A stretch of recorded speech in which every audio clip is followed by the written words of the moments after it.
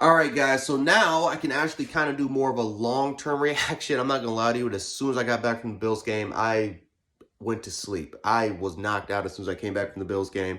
Just woke up at around like 3 o'clock in the morning. But anyway, guys, want to go in more in depth about this game instead of just my quick analysis I did a little bit earlier. But yeah, this is a game where the Buffalo Bills definitely struggled in the first half. The Bills got absolutely, they got handed to them in the first half as far as the battle line of scrimmage. The Buffalo Bills could not win the line of scrimmage on the offensive side of the ball. The Miami defense did a great job. Christian Wilkins was a monster today in the interior. Emmanuel Ogbah was able to make some plays.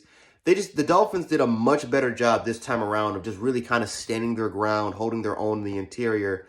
Now, again, a part of that could be Spencer Brown was not, Spencer Brown is out with an injury. So you kind of had to move around certain pieces, and maybe the Buffalo Bills just didn't have enough time to adjust. Again, I don't know when Spencer Brown was hurt. I don't know if he was out during the bye week period or if it was during the game week period. But the Buffalo Bills just seemed like they were out of sync on the offensive line. It seemed like there was some kind of miscommunication with the offensive line in certain protection sets when Josh Allen was trying to set the protection. So that could play a factor into it. But at the same time, Spencer Brown didn't play in week 2 against the Dolphins anyway. He didn't start. So I don't know. The Dolphins did a great job just of making adjustments. That's just about it. They did a great job making adjustments. It's hard to play a team 2 times in a row. It just is. It's hard to, well, not 2 times in a row, of course, but 2 times in a season. You guys know what I mean. It's hard to play a team twice in a season. They've already got tons and tons of film on you. They've already got game experience playing against you. So, yeah, it's hard to play a team twice in a row. Now, I'm not going to lie to you. Was I disappointed that the Buffalo Bills tied the game 3-3 against the Dolphins in the first half? Abso-freaking-lutely. This is a 1-6 football team. This is not a good football team at all. Now, of course, any team can get. Just ask the Cincinnati Bengals or the Tennessee Titans that. But still, you're playing at home. It's not like you're playing on the road. You're playing at home in front of 70,000 fans. You got all the advantages. You got all the advantages, including the formula to beat Miami, to kind of handle them properly. Now, I will say this. We did a much better job in the second half, moving the line of scrimmage, making certain adjustments to what the defense was kind of giving us. So I'll give Brian Daboll credit for that. And Josh Allen, again, seemed a lot more poised in the second half. Cole Beasley was an absolute monster tonight. And I would just say this, Cole Beasley, we're not booing you. We are saying bees. We're not booing you. Just had to make I just had to set the record straight on that. But Cole Beasley was an absolute monster tonight. For the most part, he was our biggest player. He was our biggest player on the offensive side of the ball. Xavier Howard. No matter where we kind of matched Stephon Diggs, whether it was on Xavier Howard's side or Byron Jones' side, those corners did a really good job of kind of locking them down a little bit. We couldn't really get a lot of our receivers involved. You can tell that the loss of Dawson Knox was huge.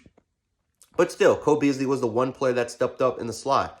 And I loved what they did with Cole Beasley. You moved him out wide. You got the ball. You use him on a lot of those kind of short intermediate throws, which, again, that's his role.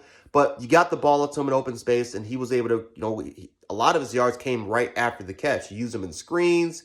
You use him in some bubbles, some swing outs. But most importantly, use him in those short intermediate routes that he's so damn good at. One of the best route runners in the NFL. Defensively, we played great. We played great defensively. We did, do we allow a touchdown? Absolutely, we allowed a touchdown.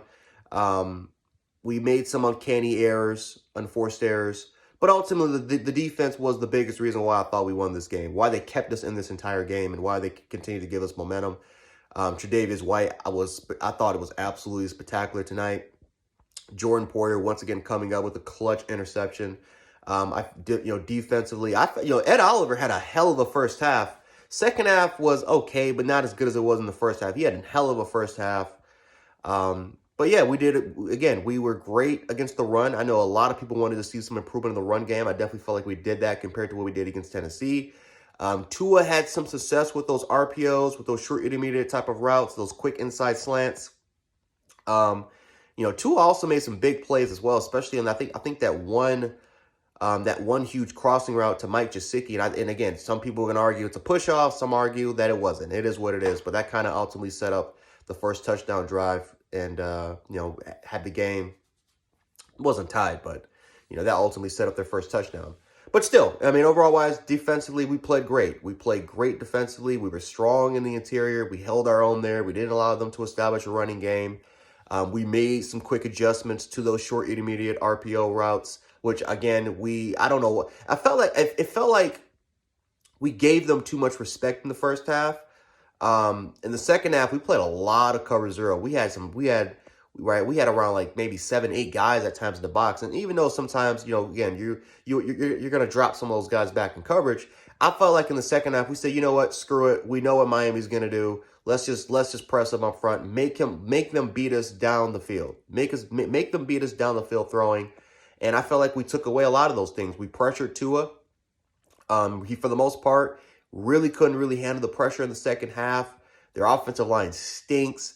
We won a lot of our one-on-one battles in the second half. We just played better. Simple as that. We just played better overall wise on the defensive side of the ball.